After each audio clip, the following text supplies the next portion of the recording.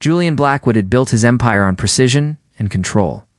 Every decision, every calculated risk, every strategic move had been orchestrated with the kind of ruthless efficiency that had made him one of the youngest tech billionaires in the country. At 34, he commanded boardrooms filled with executives twice his age, navigated hostile takeovers with ice-cold determination, and had never encountered a problem that couldn't be solved with the right combination of money, influence, and sheer willpower. The Aspen Ridge Resort represented everything Julian valued: exclusivity, excellence, and the kind of isolation that allowed him to think without interruption. He had booked the penthouse suite for a week, ostensibly to review the final details of his company's acquisition of a promising artificial intelligence startup. In reality, he needed space to breathe away from the suffocating demands of his Manhattan headquarters. The resort's lobby exuded understated luxury, with its soaring stone fireplace, handcrafted wooden beams, and floor-to-ceiling windows that offered breathtaking views of snow-capped mountains. Julian stood near the concierge desk, reviewing documents on his tablet while waiting for his assistant to confirm the arrival of the AI company's executives. The soft murmur of conversation and the gentle crackling of the fireplace created a peaceful backdrop that he rarely experienced in his high-pressure world. He was completely absorbed in reviewing financial projections when a familiar laugh drifted across the lobby. Julian's head snapped up, his tablet nearly slipping from his grasp as his eyes searched the room. There, standing near the registration counter with her back to him, was a woman whose silhouette he would recognize anywhere. Her long auburn hair cascaded over her shoulders in gentle waves, and she wore a cream-colored sweater that hugged her figure in a way that brought back memories he had spent 3 years trying to forget. Natasha Rivera, his ex-wife. Julian's chest tightened as conflicting emotions surged through him. They had divorced 3 years ago, and their separation had been swift and decisive. No drawn-out court battles, no public spectacle, just the quiet dissolution of a marriage that had crumbled under the weight of his ambition and her growing resentment of his absence. He had convinced himself that cutting ties completely was the kindest thing for both of them. But what froze him in place wasn't just seeing Natasha again. It was the small child she held in her arms. A little girl, no more than 2 years old, with dark curls that caught the lobby's warm lighting and a cherubic face that was turned away from him. The child clung to Natasha with the natural ease of a daughter seeking comfort from her mother, her tiny fingers clutching at the soft fabric of Natasha's sweater. Julian's mind raced as he tried to process what he was seeing. Natasha had a child. When had that happened? With whom? The questions tumbled through his thoughts as he stood frozen, watching the scene unfold before him. Then the little girl turned her head. Julian felt the world shift beneath his feet. Even from across the lobby, there was no mistaking those eyes. They were his eyes, the same unusual shade of deep green that he saw every morning in the mirror. The same eyes that his mother had always said made him look like he was seeing straight through to people's souls. The child's facial structure, the shape of her nose, the determined set of her jaw, all bore an unmistakable resemblance to his own features. Julian's tablet clattered to the marble floor, the sound echoing through the lobby and drawing curious glances from other guests. Barely noticed, his heart hammered against his ribs as the impossible truth crashed over him like a tidal wave. This was his daughter, his child, and he had known nothing about her existence. Natasha must have heard the sound because she turned around, her face immediately paling when she saw him standing there. For a moment, neither of them moved. The busy lobby seemed to fade into the background as they stared at each other across the space that separated them. 3 years of silence and unresolved pain hanging between them like a tangible presence. The little girl, sensing her mother's sudden tension, followed Natasha's gaze and looked directly at Julian. Those green eyes, so achingly familiar, regarded him with the curious innocence of a child encountering a stranger. She had no idea who he was, no understanding of the seismic shift occurring in the lives of the adults around her.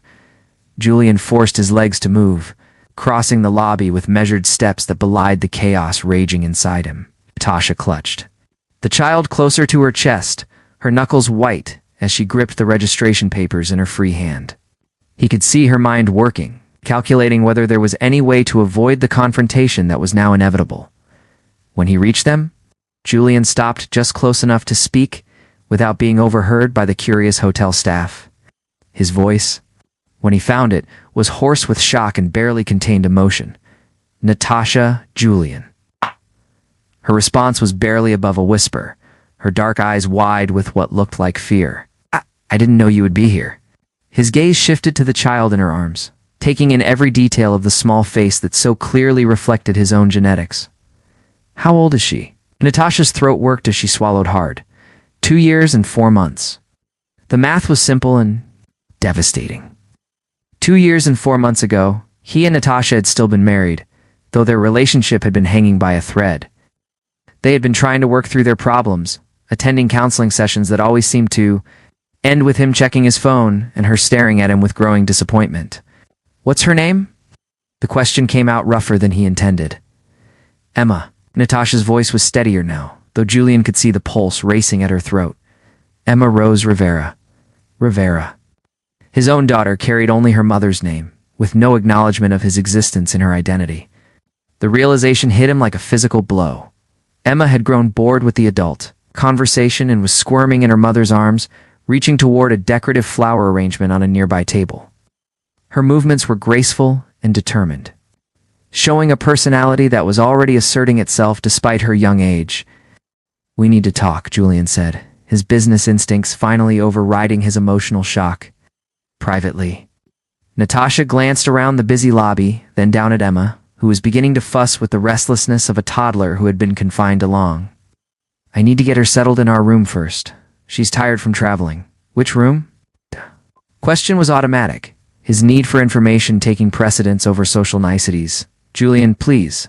Natasha's voice carried a note of pleading. "Let me get her comfortable, and then we can talk. I promise." Looking for our face, looking for signs of deception or evasion, but found only exhaustion and genuine concern for the child. His child. The thought still felt surreal, like something happening to someone else. "1 hour," he said finally. "Meet me in the Alpine Lounge." "And Natasha?" He waited until her eyes met his. "This conversation is 3 years overdue." She nodded, her expression resigned. "I know." Julian watched as she completed her check-in and disappeared into the elevator with Emma, the little girl's curious green eyes peering at him over her mother's shoulder until the doors closed. Only then did he remember to breathe. He bent to retrieve his fallen tablet, his hands shaking slightly as he straightened.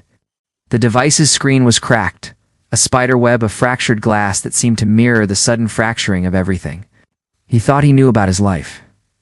The acquisition meeting. The carefully planned schedule. The strategic business decisions that had seemed so important an hour ago. All of it felt meaningless now. He had a daughter, 2-year-old daughter who didn't know him, who had been living and growing and learning to walk and talk without any awareness that her father existed. Julian made his way to the Alpine Lounge, a quiet bar area with leather seating and panoramic mountain views. He ordered a scotch, though his hands were still unsteady enough that he worried about his ability to hold the glass. The alcohol burned his throat, but it did nothing to calm the storm of emotions raging through him. Questions multiplied in his mind like a virus. Why hadn't Natasha told him about the pregnancy? Had she been afraid of his reaction? Had she thought he would try to control the situation to turn their child into another asset to be managed and optimized? The accusations he might have thrown at anyone else stuck in his throat because, deep down, he wasn't entirely sure they would be unfair. He had been working 18-hour days during the final months of their marriage, flying between New York, San Francisco, and Tokyo as he expanded Blackwood Industries into new markets. He had missed dinners, anniversaries, and countless small moments that Natasha had tried to share with him, and she had asked him to slow down, to prioritize their relationship. He had dismissed her concerns as temporary obstacles to overcome. Rather than fundamental problems to address, had she tried to tell him about the pregnancy? Had there been signs he had missed in his relentless focus on business success? The possibility that he had been so absent, so consumed with his ambitions, that he had missed the most important news of his life made him feel physically sick. Julian checked his watch obsessively as the hour passed, each minute feeling like an eternity. When Natasha finally appeared in the lounge doorway, He could see that she had changed clothes and pulled her hair back into a simple ponytail. She looked younger somehow, more like the woman he had fallen in love with 7 years ago. Before their marriage had become a casualty of his single-minded pursuit of success, she sat across from him in the leather chair, maintaining a careful distance. That spoke volumes about her emotional state. Her hands were folded in her lap, but Julian could see the tension in her shoulders, the way she held herself, as if prepared to flee at any moment. "She's beautiful," he said, because it was true, and because he needed to start somewhere. Natasha's expression softened slightly. "She is. She's also stubborn, curious, and has more energy than any human being should possess. She looks like me." It wasn't really a question. "Yes, she does." Natasha's voice was quiet but steady. "Everyone who meets her says so." Julian leaned forward, his elbows resting on his knees. "Dah! Why didn't you tell me?" "Da-da-da-da." The question hung between them, carrying the weight of 3 years of separation and all the what-ifs that came with it. "Da-da-da-da-da." Natasha was quiet for a long moment, her gaze fixed on her hands as she seemed to gather her thoughts. "Because I was afraid," she said finally, her voice barely audible above the soft jazz music playing in the background. "Afraid of what you would do, how you would react, afraid that you would see her as another problem to solve, another element of your life to control and optimize." The words stung because they contained enough truth to cut deep. Julian had approached their marriage with the same systematic thinking that had made him successful in business. Treating problems as variables to be adjusted rather than emotions to be understood. "You should have given me the chance to prove you wrong," Natasha looked up at him then, her dark eyes filled with a sadness that seemed to have aged her beyond her 29 years. "Should I have? Julian, in the last 6 months of our marriage, you missed 3 dinners for every one you made. You canceled our anniversary trip for a board meeting. You answered business calls during our counseling sessions." Each accusation was accurate, and Julian felt them accumulate like physical blows. He had been building an empire, but in the process he had lost sight of what really mattered. "I was trying to build something for us," he said, though the defense sounded weak even to his own ears. "You were building something for you," Natasha corrected gently. "I was just supposed to be there when you had time for me." The truth of her words settled between them like a stone dropped into still water, sending ripples of recognition through Julian's carefully constructed justifications. He had loved her, he was certain of that, but he had loved his ambitions more. And now those ambitions felt hollow in comparison to the reality of having a daughter he had never held, never sung to sleep, never watched take her first steps. "What happens now?" he asked, his voice rough with emotion he rarely allowed himself to feel. Natasha studied his face for a long moment, as if searching for something she wasn't sure she would find. "I don't know," she admitted, "I never expected to see you again, let alone like this." Julian thought about Emma's green eyes so much like his own, and the way she had clung to her mother with complete trust. He thought about all the moments he had already missed, and all the moments that stretched ahead of them, uncertain and uncharted. For the first time in his adult life, Julian Blackwood faced a situation that couldn't be resolved with money, influence, or strategic planning. This required something much more difficult and infinitely more valuable: the willingness to be vulnerable, to admit his failures and to fight for something that truly mattered. "I want to know her," he said finally, the words carrying more weight than any business deal he had ever negotiated. "I want to be her father." "Da-da-da-da." Natasha's eyes filled with tears. She quickly blinked away. "It's not that simple, Julian. She doesn't know you. She has a whole life, routines, people she trusts.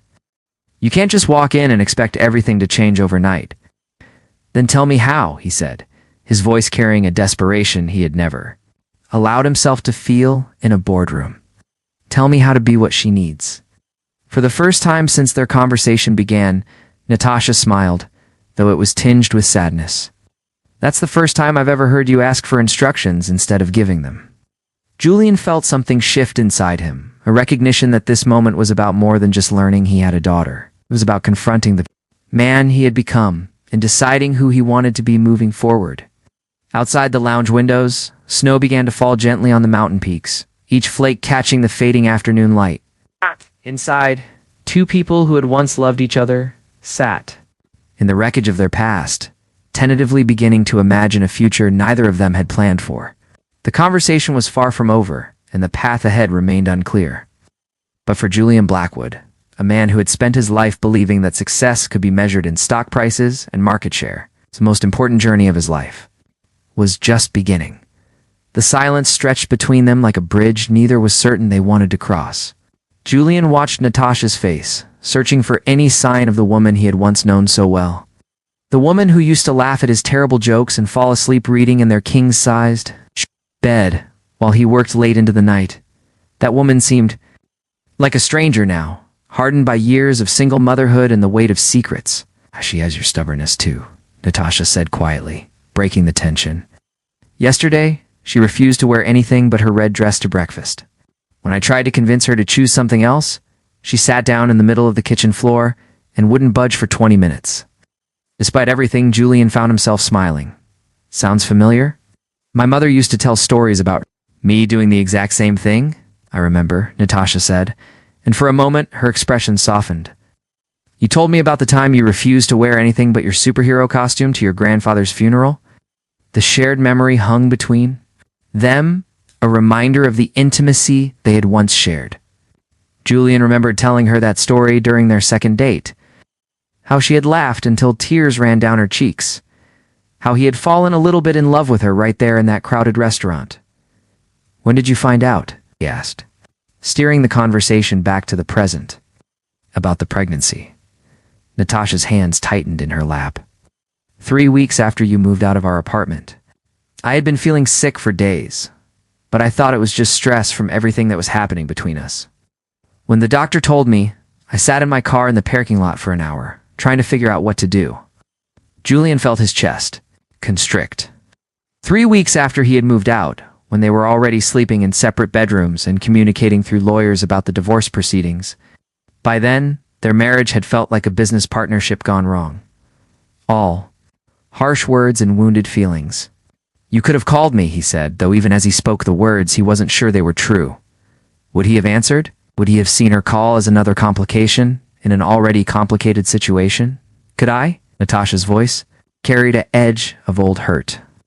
Julian, in the month before you moved out, I tried to talk to you about us, about what we were becoming. Every time I brought up our relationship, you told me you were too busy, that we would deal with it later. How was I supposed to tell you about a baby when you couldn't even find time to discuss our marriage? The accusation hit home because it was absolutely true. Julian remembered those conversations, remembered dismissing her concerns as temporary obstacles, would resolve themselves once he closed the Henderson deal or secured the Johnson account. He had been so focused on building his empire that he had missed the fact that his foundation was crumbling. I was afraid you would think I was trying to trap you, Natasha continued, her voice growing stronger, that I had gotten pregnant on purpose to save our marriage. I couldn't bear the thought of you looking at our child that way, like she was some kind of manipulation instead of a blessing. Julian closed his eyes, remembering the man he had been 3 years ago. Ruthlessly focused, emotionally unavailable, quick to see ulterior motives in everything. Would he have thought that? The possibility made him feel sick, so you decided to raise her alone. I decided to protect her, Natasha corrected firmly. From a father who saw everything in his life as either an asset or a liability. From growing up feeling like she was an obligation instead of a joy. The words stung, but Julian forced himself to really hear them instead of defending against them. In the 3 years since their divorce, he had told himself that their separation was mutual, that they had simply grown apart. He had never allowed himself to examine his own role in the destruction of their marriage. Tell me about her, he said quietly. Tell me about Emma. Natasha's expression immediately changed, the defensive walls coming down as love transformed her features. She's incredible, Julian. She started walking at 10 months, and by her first birthday she was climbing everything in sight. She has this laugh that fills up entire rooms and she notices everything. Last week we were at the park, and she spent 20 minutes watching ants carry crumbs across the sidewalk. Asking me questions about where they lived and what they were thinking, Julian found himself leaning forward, hungry for every detail. What else? She loves books, especially the ones with pictures of animals. She can't read yet, but she memorizes the stories after I read them to her a few times. And then she reads them to her stuffed animals. She has this serious little voice when she does it, like she's conducting important business. The image made Julian's chest tight with longing. He could picture it perfectly, a miniature version of himself taking charge of an audience of toys. With the same determination he brought to board meetings. "She asks about you sometimes," Natasha said softly. "Not specifically, but she sees other children with their fathers at the playground or in stores, and she wants to know why some families have daddies and others don't. I've been telling her that families come in different shapes, but she's getting older and the questions are getting harder to answer." Julian felt the weight of all the moments he had missed settling on his shoulders like a heavy coat.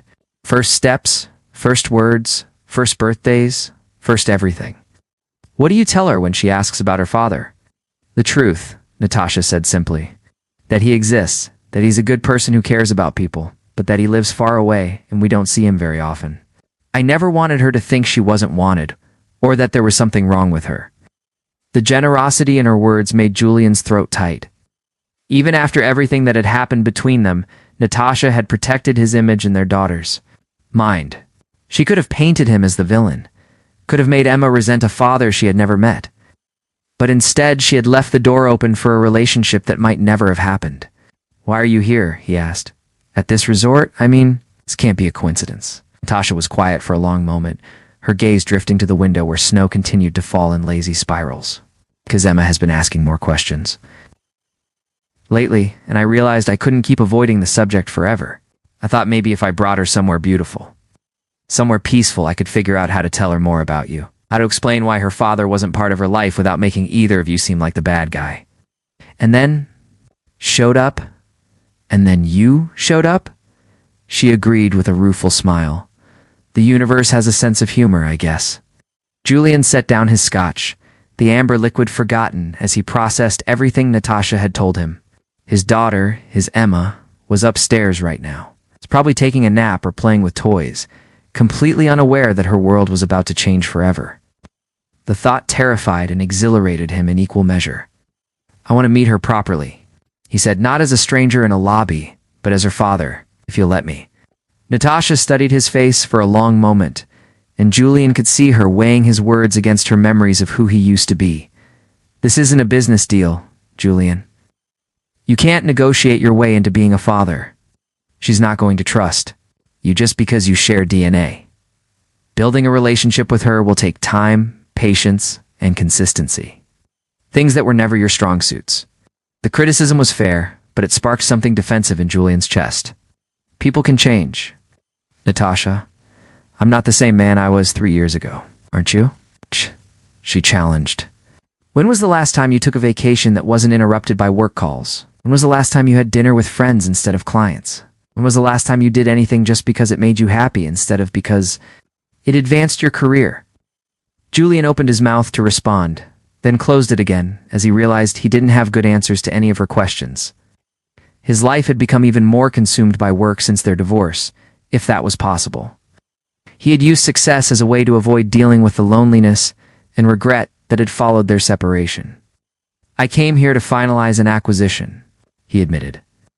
"I have a meeting tomorrow morning with the executives from a startup I'm buying. But I brought my laptop, my files, my entire office set up. Even on vacation, I'm working. And if Emma needs you tomorrow morning, she's sick or scared, or just wants someone to read her a story, will you tell her she has to wait because you have a meeting?" The question hit like a physical blow because Julian could see himself doing exactly that. 3 years ago, he would have rationalized it as providing for his family, as building a future that would benefit everyone.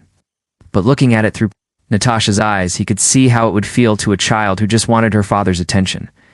"I don't know how to be a father," he said quietly, the admission costing him more than any business failure ever had. "I don't know how to put anything before work. It's who I've been for so long that I'm not sure I know how to be anyone else." Natasha's expression softened slightly. "At least you're being honest about it. That's more than you used to do." "I want to learn," Julian said, leaning forward in his chair. "I want to be the kind of father Emma deserves, even if I don't know how yet.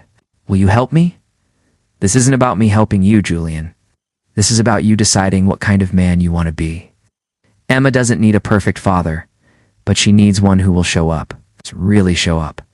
Not just physically, but emotionally. She needs someone who will put her first, even when it's inconvenient. Julian thought about his calendar, packed with meetings and conference calls and strategic planning sessions. He thought about the acquisition that was supposed to close next week, the board presentation he had scheduled for Friday, the dozens of decisions that were waiting for his input. For the first time in his adult life, none of it seemed important compared to the little girl sleeping upstairs who carried his eyes in his stubborn streak. "I'll cancel the meeting tomorrow," he said suddenly. Natasha raised an eyebrow. "Just like that?" "Just like that." Julian pulled out his phone, scrolling through his contacts until he found his assistant's number. The acquisition can wait. The executives can reschedule.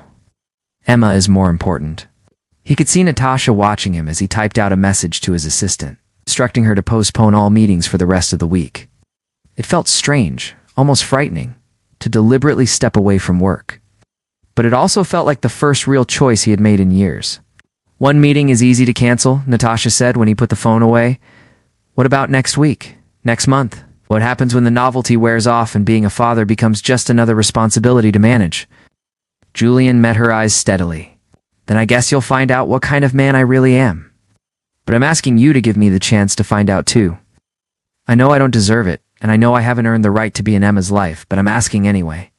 Natasha was quiet. For a long time, her gaze moving between Julian's face and the snow falling outside the window. When she finally spoke, her voice was barely above a whisper. "She takes a bath every night at 7 o'clock.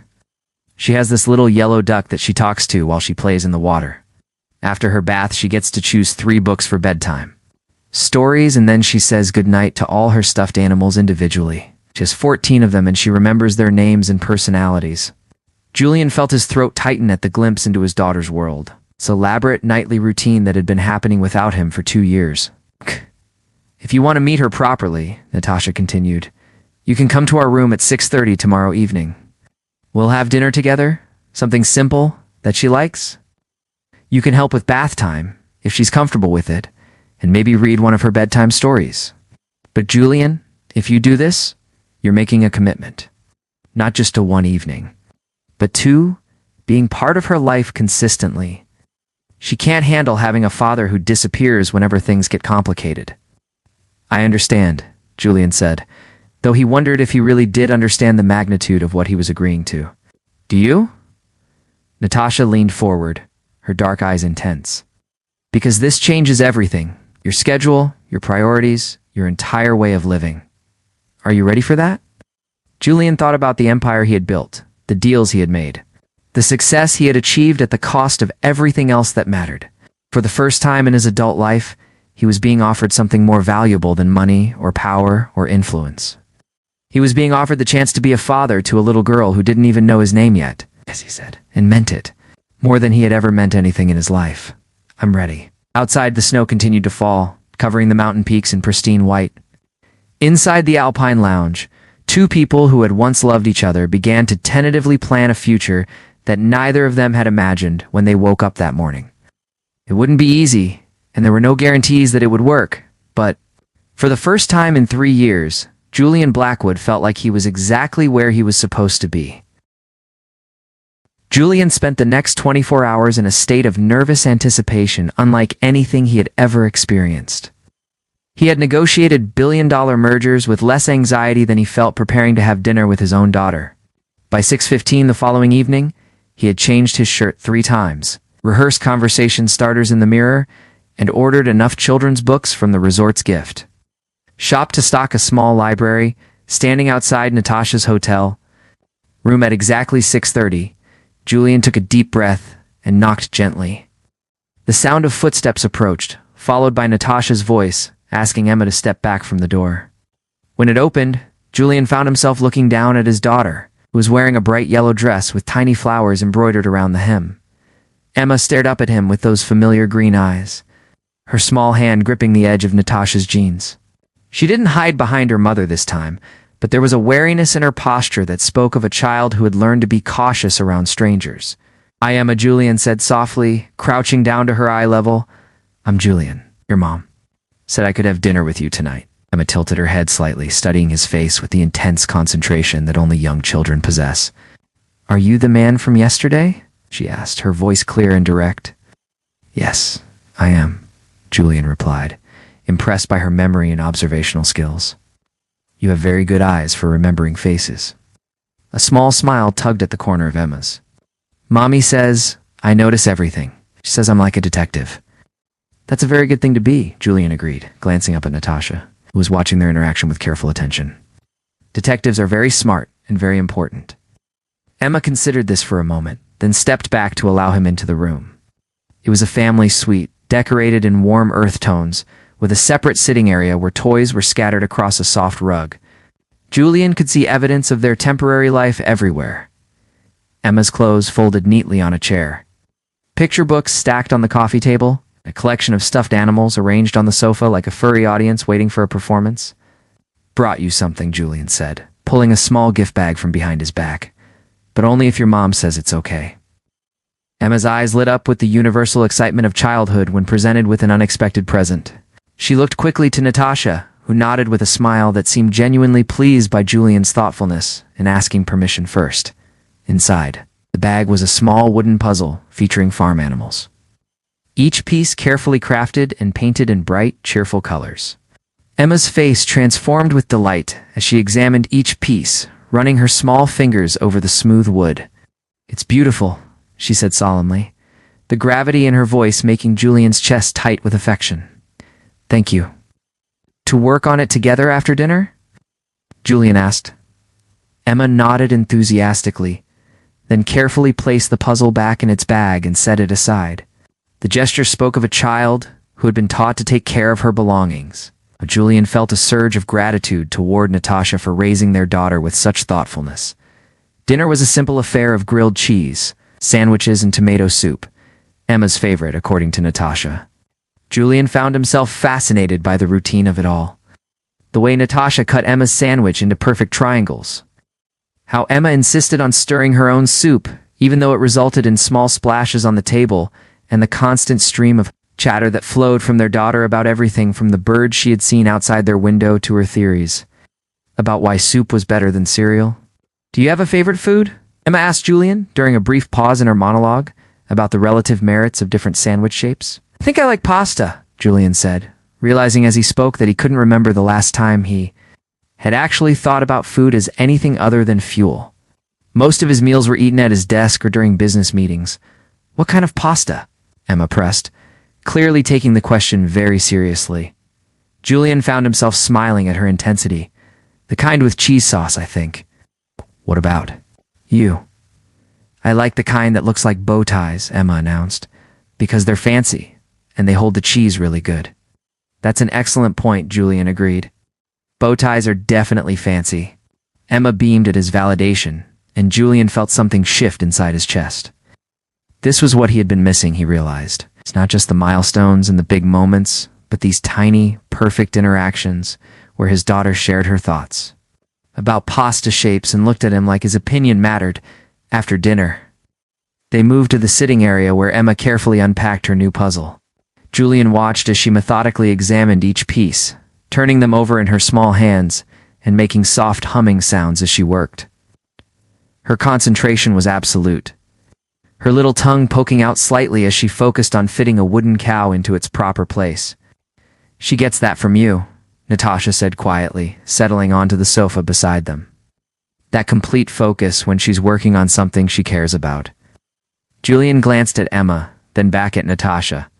Is that a good thing or a bad thing? A good thing when she's solving puzzles, Natasha replied with a smile. Less good when she's determined to wear her bathing suit to the grocery store in January. They worked on the puzzle together, Julian marveling at Emma's patience and logical thinking as she tested different combinations. When she successfully placed a particularly challenging piece, she would look up at him with such pride that Julian felt his heart might burst. You're very good at this, he told her, as she completed the farm's red barn. I practice a lot, Emma said seriously. Mommy says practice makes you better at things. Do you practice things? The question caught Julian off guard. Did he practice things? He worked constantly, but that felt different somehow from the kind of deliberate, joyful practice Emma was describing. I should practice more, he said honestly. Maybe you could. Teach me how. Emma considered this with the gravity of a philosopher contemplating the meaning of life. Okay, she said finally. But you have to be patient. Sometimes puzzles are tricky. I'll try to be patient, Julian promised, and meant it. As 7 o'clock approached, Natasha announced that it was time for Emma's bath. Julian expected to be dismissed, but Emma surprised him by asking if he wanted to see her yellow duck. Only if that's okay with your mom, Julian said, looking to Natasha for guidance. You can sit outside the bathroom and talk to her while she plays, Natasha said. She loves an audience for her duck conversations. Julian found himself sitting on the carpet outside the bathroom door, listening to Emma's elaborate stories about her duck's adventures at sea. She'd given the toy an entire personality and backstory, complete with a family of other bath toys and a complicated social structure that would have impressed corporate executives. Mr. Duck says he wants to meet you, Emma called from the bathtub. But he's shy around new people. I understand, Julian called back. I'm a little shy around new people too. Really? Emma's voice carried a note of surprise. But you're a grown-up. Grown-ups aren't supposed to be shy. Sometimes they are, Julian said gently. Sometimes meeting new people is scary, even for grown-ups. There was a thoughtful silence from the bathroom, broken only by the gentle splashing of water. Are you scared to meet me? Emma asked finally, her voice smaller than before. Julian felt his throat tighten. A little bit, he admitted. Because meeting you is very important to me, and I want you to like me. I do like you, Emma said simply, as if it was the most obvious thing in the world. You're nice, and you helped me with my puzzle, and you brought me a present, and you have the same eyes as me. Julian closed his eyes, overwhelmed by the generous heart of this little girl who was so quick to offer acceptance and affection. Thank you, Emma. I like you too, very much. When bath time was finished and Emma was dressed in her pajamas, they settled on her bed for story time. She had chosen 3 books from her collection, explaining the plot of each one to Julian before. Natasha began reading. Julian listened intently, asking questions that made Emma giggle and elaborate on details that seemed important to her understanding of the stories. As Natasha read the final book, Julian watched Emma's eyelids grow heavy. She was curled up between them, her head resting against Julian's arm, with the natural trust that children possess when they feel safe. The weight of her small body against his side felt like the most precious thing he had ever held. Will you come back tomorrow? Emma asked sleepily, as Natasha closed the book. Julian looked at Natasha, who gave him an almost imperceptible nod. If you want me to, he said softly. I do, Emma mumbled, already half asleep, and you can meet Mr. Duck properly tomorrow. He's not shy anymore. Julian felt tears prick at his eyes as he carefully extracted himself from the bed, allowing Natasha to tuck Emma under her covers. They moved quietly to the sitting area, both of them watching their daughter settle into sleep. Is extraordinary, Julian whispered. She is, Natasha agreed. And she likes you. I wasn't sure how she would react, but she's taken to you faster than I expected. Julian sat down heavily on the sofa, the emotional weight of the evening settling over him like a blanket. I don't want to leave, he said quietly. I want to go back to my room and pretend this didn't happen. You don't have to pretend anything, Natasha said, settling beside him with more ease than she had shown since their reunion. But this is just the beginning, Julian. One good evening doesn't make you a father. Being a parent means showing up, consistently, even when it's inconvenient, even when it interferes with other things you want to do. Julian nodded, understanding the weight of her words. I called my assistant this morning and cleared my schedule for the next 2 weeks. I want to spend time with Emma. Really get to know her. That's okay with you? Natasha studied his face in the dim light from the bedside lamp. What about your company, your meetings? The acquisition you came here to finalize? They can... Wait, Julian said, and realized as he spoke that he meant it completely. Nothing is more important than this, than her. And after 2 weeks, what happens when we go back to our real lives? It was the question Julian had been dreading, but also the one he had been thinking about constantly since their conversation the day before. I want to be part of those real lives, he said. I want to be Emma's father, not just for a vacation, but permanently. I want to be someone she can count on. Natasha was quiet for a long moment, her gaze moving to the bedroom where Emma slept, peacefully. That would mean big changes for all of us, she said finally. Emma and I live in Portland now. I have a job there, a life.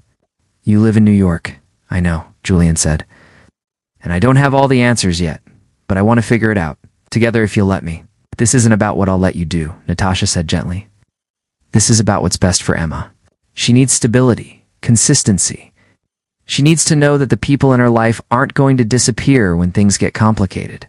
Julian thought about his track record, about all the times he had chosen work over relationships, convenience over commitment. I know I haven't earned your trust, he said. I'm asking for the chance to prove that I can be different. I can be better. Natasha looked at him for a long moment, and Julian could see her weighing his words against her memories, her hopes against her fears. Okay, she said finally, but we take this slowly. We figure out what this looks like day by day, not all at once. And if at any point Emma seems confused or upset by the changes, we reassess. Julian felt relief flood through him so powerfully that he almost couldn't speak. Thank you, he managed. Won't let you down, either of you. Don't make promises you're not sure you can keep, Natasha warned. Just show up.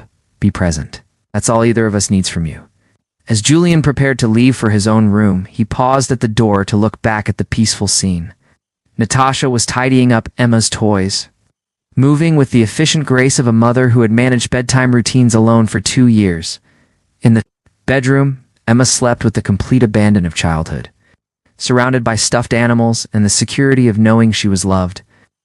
For the first time in 3 years, Julian Blackwood went to sleep thinking about something other than profit, margins, and strategic planning. He fell asleep planning a tomorrow that would include reading stories, solving puzzles, and maybe even meeting a yellow duck who had overcome his shyness. Over the following days, Julian discovered what it meant to live according to a toddler's schedule. His mornings began not with stock reports and conference calls, but with Emma's excited chatter about her dreams and her plans for the day. He learned that she liked her toast cut into triangles, that she could spend an hour watching squirrels gather acorns, and that she had strong opinions about which songs were appropriate for different activities. They fell into a routine that felt both natural and revolutionary to Julian. Breakfast together in the hotel restaurant, where Emma would carefully explain the various merits of different cereals. Walks around the resort grounds, where she collected interesting leaves and stones for an elaborate nature museum she was creating in their room. Afternoon quiet time, where Julian would read to her while she played with her toys or worked on puzzles. Each day, Emma grew more comfortable with him. She began reaching for his hand when they walked, asking for his help with particularly challenging puzzle pieces, and including him in her elaborate, imaginative games. Julian found himself learning a new language, one composed of patient explanations about why flowers were pretty, philosophical discussions about whether clouds had feelings, and the complex social dynamics of her stuffed animal collection. You're getting good at this, Natasha observed one afternoon as they watched Emma demonstrate her newest dance moves on the hotel room carpet. It's easier than I thought it would be, Julian admitted. She makes it easy. Children do that, Natasha said with a smile. They're remarkably good at meeting you where you are, as long as you're really there. On their final evening at the resort, Emma was quieter than usual during dinner. She pushed her food around her plate and kept glancing between Julian and Natasha with a worried expression that made Julian's chest tight with concern. What's wrong, sweetheart? Natasha asked gently. Are we going to say goodbye tomorrow? Emma asked, her voice small. Is Julian going to go away like before? Julian felt something break inside his chest. He knelt beside Emma's chair, taking her small hands in his. No, sweetheart, he said firmly. I'm not going away. We might not see each other every day, but I'm going to be part of your life now, forever. Promise? Emma asked, her green eyes searching his face.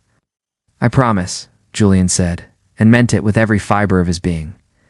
I'm your daddy, and daddies don't disappear. I'm going to visit you and call you on the phone, and maybe you and Mommy can come visit me too. We're going to figure out how to be a family. Emma studied his face with the intensity she brought to her most challenging puzzles, then nodded solemnly. Okay, she said, but you have to keep your promise. I will, Julian said, pulling her into a hug that felt like coming home. I absolutely will.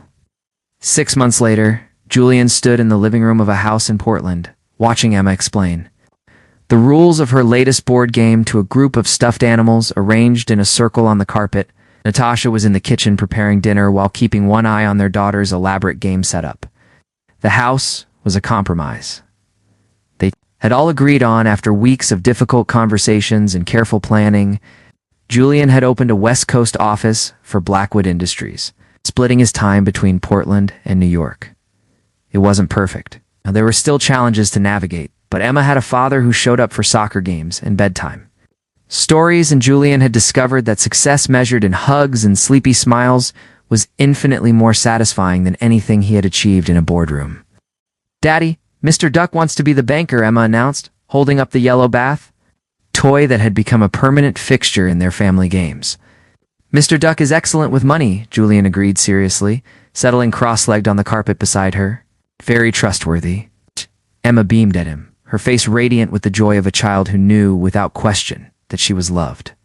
As she carefully arranged the game pieces, with the same methodical concentration she brought to everything that mattered to her, Julian felt the deep satisfaction of a man who had finally figured out what was truly important. The empire he had built still existed, still thrived under his leadership, but it no longer defined him. He was Emma's father now, and that was the only title that really mattered. Every day brought new challenges, new lessons in patience and presence, but also new joys that made everything else fade into insignificance. As evening settled over their house and Emma began her elaborate bedtime routine, Julian reflected on the journey that had brought them here. It had started with a chance encounter at a resort, a shocking revelation that had turned his world upside down, but it had led to something infinitely more valuable than anything money could buy. A little girl who called him daddy, relationship with the woman he had never stopped loving, and the deep peace that came from finally understanding what it meant to be home. The successful businessman had become a devoted father, and in doing so, Julian Blackwood had discovered that the greatest acquisitions couldn't be negotiated or purchased. They could only be earned through love, patience, and the willingness to show up every single day for the people who mattered most.